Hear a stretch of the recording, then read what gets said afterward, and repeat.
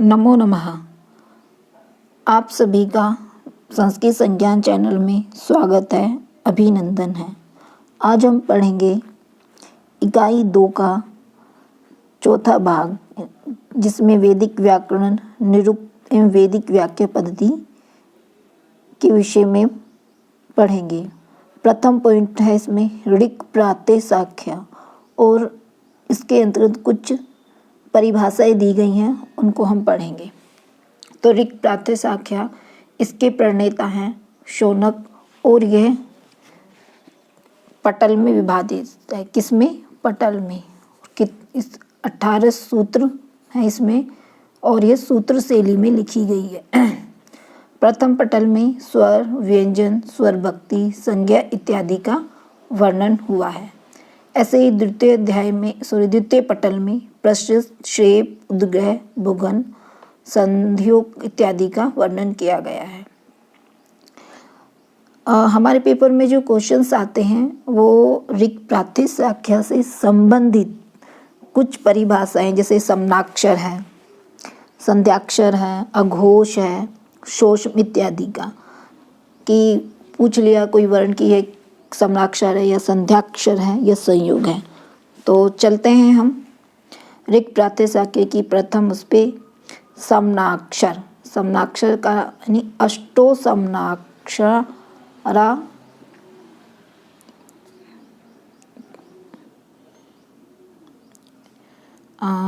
अष्टो समनाक्षरणा दीतः, यानी शुरू के जो 8 वर्ण होते हैं वो वर्णमाला के जो शुरू के 8 अक्षर होते हैं वह समनाक्षर होता है। देखो आ, ई, री, री, उ। लेकिन उवट भाषी भी यही कहते हैं, आदित आरंभ वर्ण समामणायस्य अष्टाक्षराणि समनाक्षर संज्ञकानि भवन्ति। और इसका प्रयोजन क्या है? उवट के अनुसार समनाक्षर संस्थाने, याद रखिएगा, समनाक्षर संस्थाने। तो समनाक्षर क्या है? जो हमारी वर्णमाला है उसके शुरू के जो 8 वर्ण होते हैं वो मतलब वर्ण यानी अक्षर जो होते हैं वही समनाक्षर है। अब है संध्याक्षर। ततश्चत्वारि संध्याक्षराणि, अर्थात समनाक्षर के बाद के जो 4 वर्ण है वो संध्याक्षर है। ऐ, ओ, ये संधि वृद्धि होने के कारण ही संध्याक्षर है। और इसका प्रयोजन है उवट के अनुसार संध्यानि संध्याक्षराण्य हुरेके। तो बस हमें याद रखना है, पहले समनाक्षर आएगा, समनाक्षर के बाद संध्याक्षर। संध्याक्षर यानी कि आगे के जो 4 वर्ण हैं वही संध्याक्षर है। और वृद्धि होने के कारण इन वर्णों, क्योंकि देखने में क्या है, वृद्धि हो रही है, तो ये क्या है? संध्याक्षर। अब आता है अघोष। देखो अघोष क्या होता है? अनत्यः सप्त तेषाम घोषः। तो वट कहते हैं तेषाम एवोष्मणाम अनत्यः सप्तोष्माणः अघोष संज्ञः।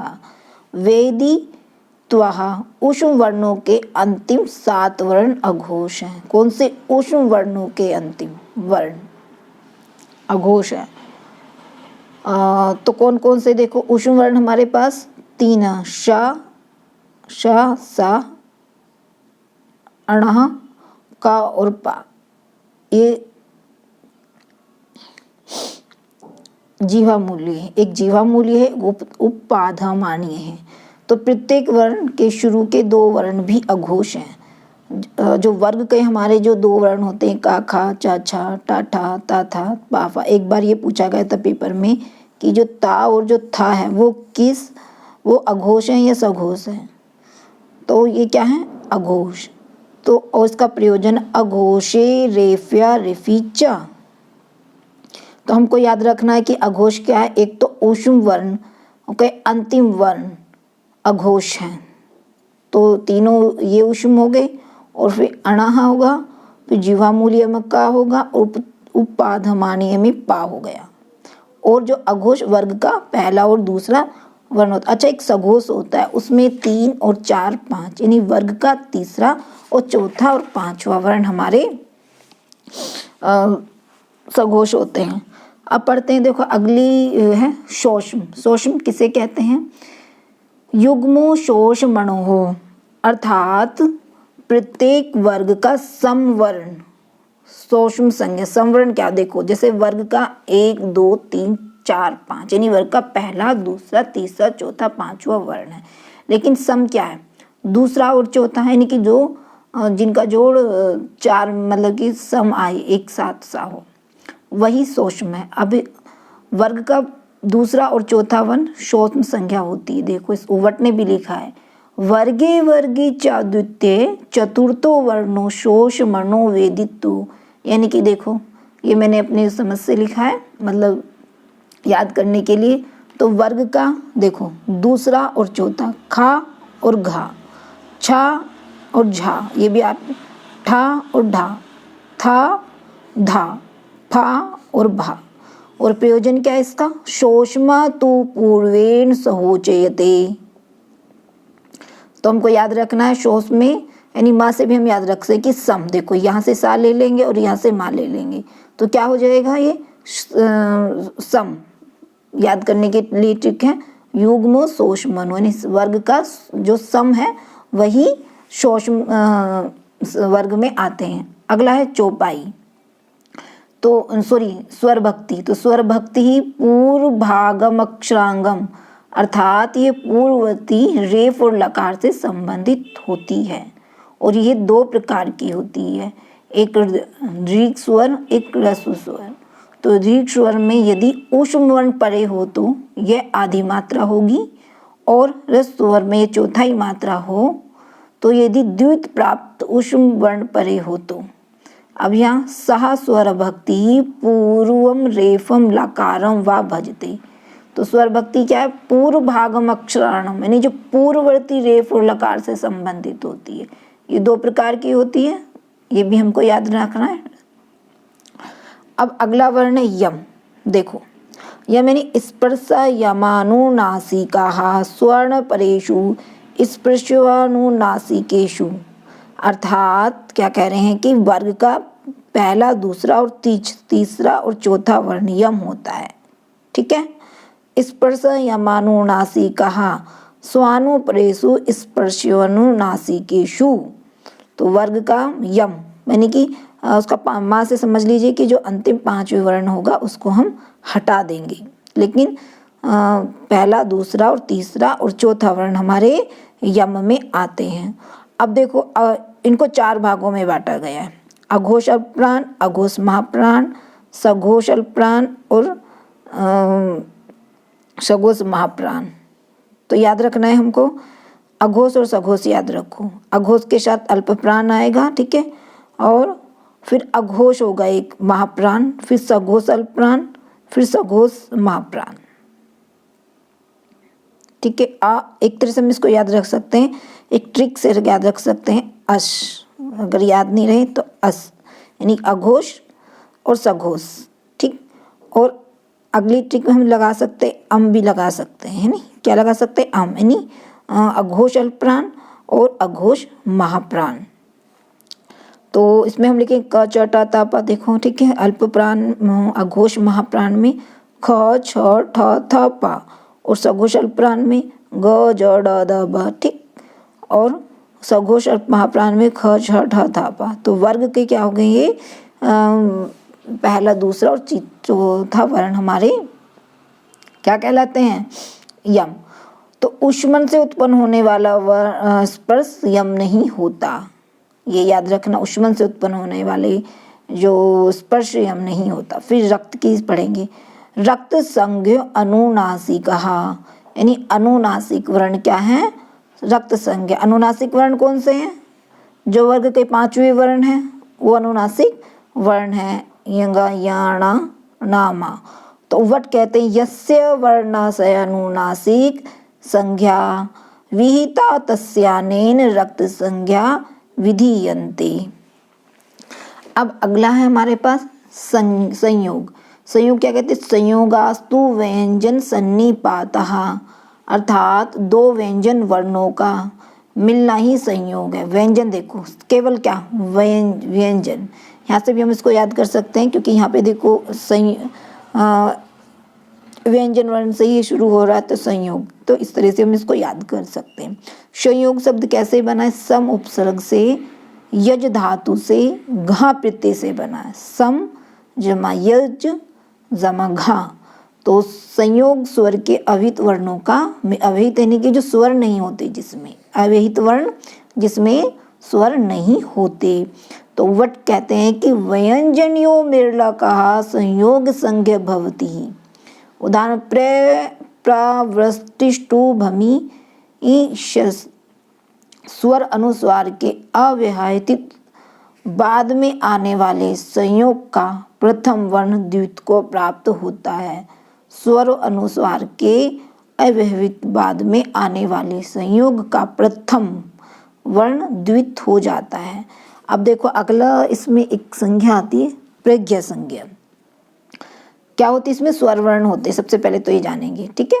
ओकार आमंत्रित जगह प्रज्ञा, अर्थात संबोधन आमंत्रित पद के अंत में विद्यमान ओंकार को प्रज्ञा संज्ञा होती है, ठीक है। आमंत्रित जहाँ प्रज्ञा यानी संबोधन पद के अंत में, संबोधन जो पद होगा उसके अंत में ओकार संज्ञा होती है। क्या है? ओहि वर्तन्ते रथेव चक्राहा, फिर आता है देखो रिफित, उष्मा रेफी पंचमो नामी पूर्वहा, यानी नामी स्वर पहले हो तो पांचवा वर्ण उष्म वर्ण विसर्जन्य रेफित संज्ञा होता है। उष्मा रेफी पंचमो नामी पूर्वहा, नामी स्वर पहले हो, ठीक है। कौन सा? नामी स्वर पहले हो तो पांचवा वर्ण उष्म वर्ण के लिए, कौन सा वर्ण? पांचवा वर्ण उष्म विसर्जन्य रेफी संज्ञा होता है। जैसे अग्नि रश्मि जन्मना, ठीक है, अग्नि रश्मि जन्मना। अब हम ये ऋक् प्राति शाख्य की जो संज्ञाएं थी उन सब का अध्ययन कर लिया है। अब हम पढ़ेंगे निरुक्त। निरुक्त का अध्याय प्रथम और द्वितीय में 4 प्रकार के पद हैं, नाम, विचार, आख्यात, ठीक है, नाम, विचार, आख्यात और उपसर्ग। तो इसको एक बार देखेंगे, थोड़ा सा पढ़ लेते हैं। निरुक्त कहाँ से शुरू है, किस पेज में देखो।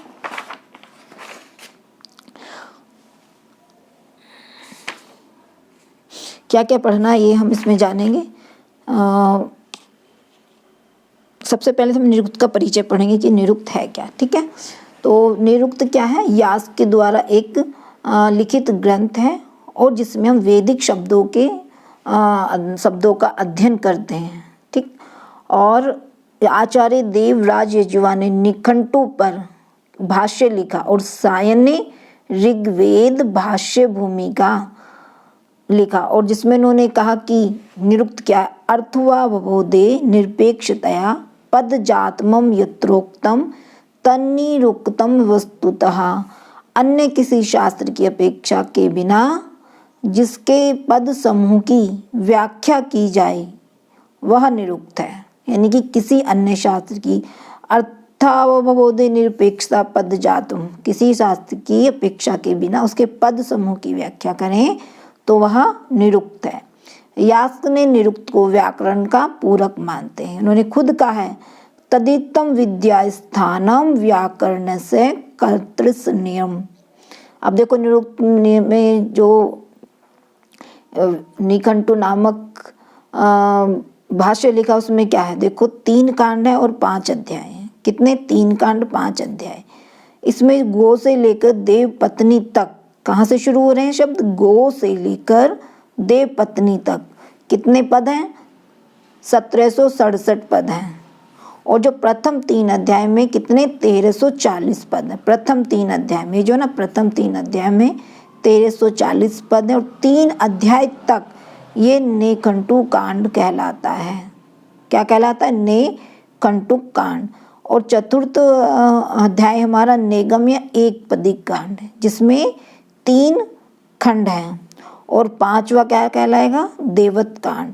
तो प्रथम अध्याय में 414 पद हैं, द्वितीय में 516 हैं और तृतीय में 410 हैं, तो कुल मिला के बने 1340 पद। और चतुर्थ अध्याय में जहाँ से ऋभीषम 269 पद हैं, यह 3 खंडों में बटा हुआ है। इसमें पद अज्ञात प्रकृति के हैं। तो प्रथम खंड में 62 पद हैं, द्वितीय में 84 हैं और तृतीय में 133 हैं और 279 इनका कुल मिला के पद बनते हैं। अब 5वें अध्याय में 148 नाम देवताओं के दिए गए। कितने? 148। इसमें अग्नि से देव पत्नी तक देवता है और ये 6 खंडों में विभाजित है। प्रथम में 3, द्वितीय में 13 और तृतीय में 36, ठीक है। और चतुर्थ में 32 और 5वें में 26 और छठे में 31, तो कुल मिला के 148 पदों की चर्चा हुई है। अब देखो यहाँ पर एक बार देखेंगे, निघंटु में 3 कांड हैं जिनको नेकुट कांड, नेगम और देवत कांड भी कहा गया और 2 प्रकार के इसमें शब्दों की चर्चा हुई, धातु और नाम की। देवत में ही 2 प्रकार के देवता, एक गौण है और एक प्रधान देवता है, ठीक। तो गौण देवता नेखटुंग कहा गया है। गौण देवताओं को क्या कहा? नेखंटुक।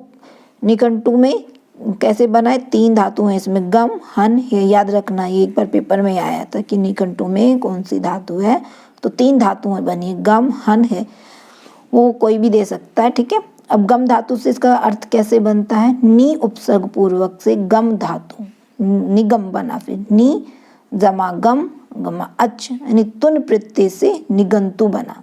और फिर ता को टा और गा को घा होकर निघंटु होगा, यानी पहले ता हुआ, फिर ता को टा बन गया और गा, और फिर गा को घा हो गया। तो ये व्युत्पत्ति किसकी? ओप बनने के आधार पर, ठीक है।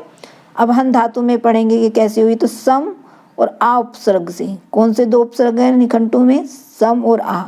और हन धातु से त्रय प्रत्यय और सम आ के स्थान पर नी हो गया। किसके स्थान पर? सम। और हन का जो हा है उस पर घा हो गया और ता को टा हो गया, तब बना निघंटु। एक और पढ़ेंगे हा धातु से, इसमें भी क्या है? सम और आ उपसर्ग से, हरा धातु से तू प्रत्यय करके। तो सम और आ के स्थान पर क्या देखो? नी, रा का गुण होकर हतु और रा का ना हुआ है और हा का घा हुआ है और ना का टा होकर तब निघंटु बना है। अब देखो निघंटु के जो कर्ता कौन है? ये तो यास के, यास से पूर्व ओपमन्य कहते हैं कि ते निगंतवा एव संतो निगमन निघंटो उच्चयंता इत्यो ओप्य मनाः। फिर शाक्यमुनि ने क्या कहा कि त्वष्टा देवता को पृथ्वी स्थानीय देवता मानते हैं। महाभारत के अनुसार मूल निघंटु के कर्ता कौन थे? वृषाकृषि ऋषि थे। और ऐसी बात शांति पर्व के अध्याय 42.88 से 79 के बीच में आई है। अब इसके देखो भाष्यकार, केवल एक ही भाष्य मिलता है, निघंटु निवर्चनम है, जो किसने लिखी? देवराज यजुआ ने अपने भाष्य में क्षीर स्वामी अनंताचार्य के भाष्य बताया है, किंतु होते नहीं है। देवराज यजुआ किस गोत्र में पैदा? अत्रि गोत्र में। और इनके दादा या पितामह वागीश्वर थे और इनके पिता यज्ञेश्वर। ये कहाँ के रहने वाले थे? रंगेशपुरी दक्षिण के ये निवासी थे। तो यहाँ पर हम देखो निरुक्त का हम पहले भी संक्षेप में वहाँ पर अध्ययन कर चुके थे वेदांग में। तो अभी एक बार फिर से देख लेते हैं।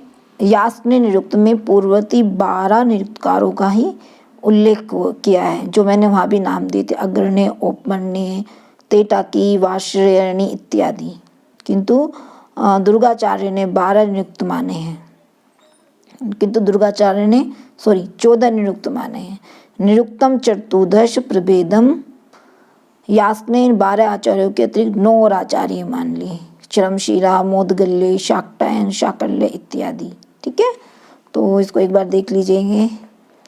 अब निरुक्त का स्वरूप कैसा है देखो, ये 3 कांडों में विभक्त है और जो 3 कांडों को क्या कहते हैं? जो पहला ही कांड तो एक पदिक याद रखिए, पहला कांड एक पदिक जिसको निगम भी कहते हैं, दूसरा निगम हो गया, ठीक है, और तीसरा देवत कांड। और देवत कांड में कितने खंड है? 6 खंड है। तो 12 अध्याय प्लस 2 परिशिष्ट में कुल मिला के 14 अध्याय, 58 पाद। ये पाद 12 अध्याय तक हैं और 13 और 14 अध्याय पादों में विभक्ति है। तो पहले अध्याय में 6 पाद हैं, याद रखेंगे, और 6 पाद में नाम, आख्यात इत्यादि का वर्णन हुआ है। और दूसरे अध्याय में 7, तीसरे में 5, चौथे में 4 और 5 में 4। ये याद रखना, चौथे और 5 में क्या सेम है 4। 6 में 6 होगा, 7 में 7 हो गया, ठीक है, और 8 में 3 हो गए, 9 में 4 होगा। बस 9 से लेके 12 तक सिर्फ याद रखना कि 4 पाद ही आए, तो कुल मिला के 58 पाद हुए हैं। निरुक्त का काल माना जाए 7वीं शताब्दी। और निरुक्त के भाष्यकार सब प्रसिद्ध हैं, दुर्गाचार्य जिन्होंने भाष्य जगह ऋज व्रत हुआ, स्कंद महेश्वर इनके पिता थे, भृतुध्रुव वल्लभी गुजरात के रहने वाले। वर रुचि भाष्य नहीं, किंतु निरुक्त नीचे भाग निरुक्त को समझने में उपयोग। इसमें 100 कारिका है, मतलब निरुक्त निश्चय किसने लिखी? वर रुचि ने। अब कितनी कारिकाएं हैं? 100 कारिकाएं हैं। अब देखो हम सीधा पढ़ेंगे जो अपना मेन विषय है कि निरुक्त में प्रथम और द्वितीय अध्याय के विषय में, जो हम अगले पार्ट में पढ़ेंगे। तब तक के लिए रिवीजन करते रहिए। जल्द ही मैं आपके साथ एक नई इस अधूरी कड़ी को पूरा करने के लिए उपस्थित होंगी। धन्यवाद।